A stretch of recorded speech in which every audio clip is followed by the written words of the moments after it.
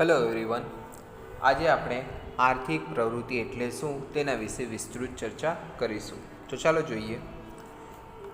લાભ કે નાણાકીય વળતર મેળવવાના હેતુથી કરવામાં આવતી પ્રવૃત્તિ એટલે આર્થિક પ્રવૃત્તિ. આર્થિક પ્રવૃત્તિ એટલે શું વિદ્યાર્થી મિત્રો? કે કોઈ પણ નાણાકીય લાભ કે આર્થિક વળતર મેળવવાના હેતુથી જે પ્રવૃત્તિ કરવામાં આવે છે, ઇન શોર્ટ કે કંઈક મેળવવાના હેતુથી જે પ્રવૃત્તિ કરવામાં આવે છે તેને આપણે આર્થિક પ્રવૃત્તિ કહીએ છીએ. જીવન જીવવા માટે માનવીએ આર્થિક પ્રવૃત્તિઓ કરવી પડે છે. માનવીએ પોતાનું જીવન જીવવા માટે તેમજ પોતાના જીવનને ટકાવી રાખવા માટે ઘણી બધી આર્થિક પ્રવૃત્તિઓ કરવી પડે છે, જેથી નાણાં મેળવી માનવી તેની જરૂરિયાતોને સંતોષી શકે.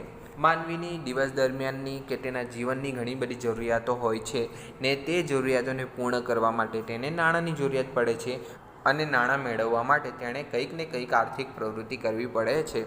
આથી બધી જ આર્થિક પ્રવૃત્તિઓને ફળદાયી પ્રવૃત્તિઓ કહેવામાં આવે છે.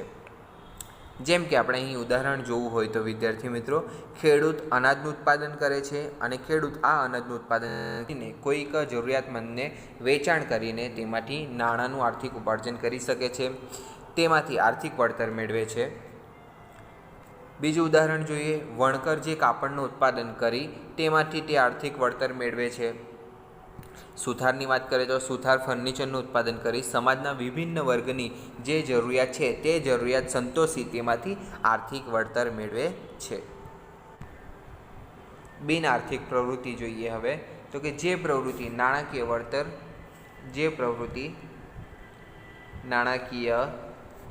વળતર કે આર્થિક લાભ મેળવવાના હેતુથી કરવામાં આવતી નથી, પરંતુ માનવીય લાગણીથી પ્રેરાઈને કરવામાં આવે છે. જેમ કે બિન આર્થિક પ્રવૃત્તિઓનો હેતુ નાણાકીય વળતર અથવા આર્થિક ઉપાર્જનનો હોતો નથી. સમાજમાં કેટલીક વ્યક્તિઓ નાણાકીય વળતર કે આર્થિક ઉપાર્જન મેળવવાના હેતુ વગર પ્રવૃત્તિઓ કરતા આપણને જોવા મળે છે. જેમ કે અહીંયા આપણે ચિત્રમાં જોઈ શકીએ છીએ કે ગરીબ બાળકો છે અથવા ગરીબ વ્યક્તિઓ છે, લોકો છે, તેમને જે સમૃદ્ધ વ્યક્તિઓ છે તે કંઈક અનાજનું દાન કે કપડાનું દાન કરતા આપણને જોવા મળે છે. આ એક બિન આર્થિક પ્રવૃત્તિ છે, જેમાં આ પ્રવૃત્તિ કરવા પાછળનો હેતુ કંઈક મેળવવાનો નથી, પરંતુ સમાજના કલ્યાણ માટે કંઈક પ્રવૃત્તિ કરવાનો હોય છે. આ માટેનું પ્રેરક બળ દેશ સેવા, સમાજ સેવા, લાગણી કે પ્રેમ અથવા માનવીના જીવનમાં આવતું પરિવર્તન હોઈ શકે છે. દાખલા તરીકે સમાજ સેવક દ્વારા થતી સમાજ સેવાની પ્રવૃત્તિઓ.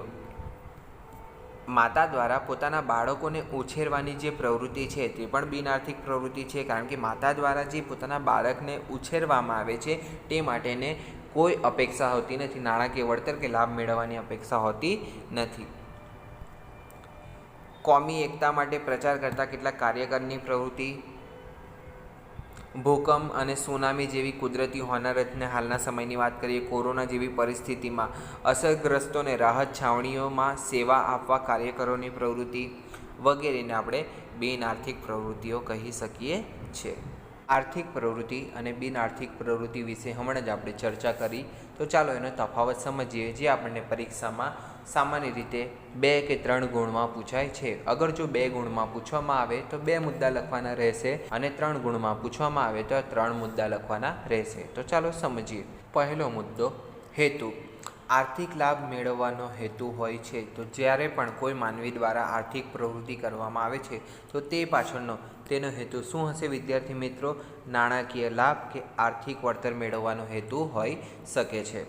જ્યારે બિન આર્થિક પ્રવૃત્તિની વાત કરીએ તેના પાછળનો હેતુ શું હોઈ શકે? તો કે સામાજિક સેવા, માનવ સેવા, દેશ સેવાનો હેતુ હોય છે. આમ માનવી દ્વારા જે 2 પ્રવૃત્તિ થાય છે, આર્થિક પ્રવૃત્તિ શાના હેતુથી થાય છે? આર્થિક લાભ કે નાણાકીય વળતર મેળવવાના હેતુથી થાય છે. જ્યારે બિન આર્થિક પ્રવૃત્તિ એ સમાજ સેવા, સામાજિક સેવા કે દેશ સેવા કરવાના હેતુથી કરવામાં આવે છે. બીજું છે અપેક્ષા. તો માનવી દ્વારા કઈ અપેક્ષા રાખવામાં આવે છે? તો કે આર્થિક પ્રવૃત્તિ કરે ત્યારે તેને નફો, પગાર કે ફી અથવા મહત્તમ સંપત્તિ મેળવવાની એમાં અપેક્ષા રહેલી છે. જ્યારે બિન આર્થિક પ્રવૃત્તિ કરવામાં આવે છે તેના પાછળની અપેક્ષા શું હોય છે? વ્યક્તિને દેશની સેવા કરવાની અપેક્ષા હશે. આમ આર્થિક પ્રવૃત્તિમાં નફો, પગાર, ફી અને મહત્તમ સંપત્તિ મેળવવાની અપેક્ષા હોય છે, જ્યારે બિન આર્થિક પ્રવૃત્તિમાં દેશની સેવા કરવાની અપેક્ષા રહેલી છે. ત્રીજો મુદ્દો છે પ્રકાર. તો આર્થિક પ્રવૃત્તિના કેટલા પ્રકાર પડે છે વિદ્યાર્થી મિત્રો? કેટલા? 3 પ્રકાર પડે છે. આ આપણને 1 માર્ક્સમાં પણ સવાલ પૂછવામાં આવે છે શોર્ટમાં. તો કે ધંધો, વ્યવસાય અને રોજગાર, આમ 3 મુખ્ય પ્રકારો પાડવામાં આવે છે આર્થિક પ્રવૃત્તિના. જ્યારે બિન આર્થિક પ્રવૃત્તિએ એના કોઈ પ્રકાર પડતા નથી. ચોથો મુદ્દો જોખમ અને અનિશ્ચિતતા. આર્થિક પ્રવૃત્તિમાં જોખમ અને અનિશ્ચિતતા રહેલી છે. જોખમ તો કે ભાઈ ધંધાકીય જોખમ ઊભું થઈ શકે છે ધંધાના માટે. જ્યારે વળતરની વાત કરીએ તો ધંધાકીય નફો જે મળે છે તે નફો અનિશ્ચિત હોય છે. તો આ પ્રકારની અનિશ્ચિતતા આર્થિક પ્રવૃત્તિમાં રહેલી છે. જ્યારે બિન આર્થિક પ્રવૃત્તિની વાત કરીએ તો તે કંઈક મેળવવાના અપેક્ષાથી કરવામાં આવતી નથી, તેથી તેમાં કોઈ જોખમ કે અનિશ્ચિતતા રહેલી નથી.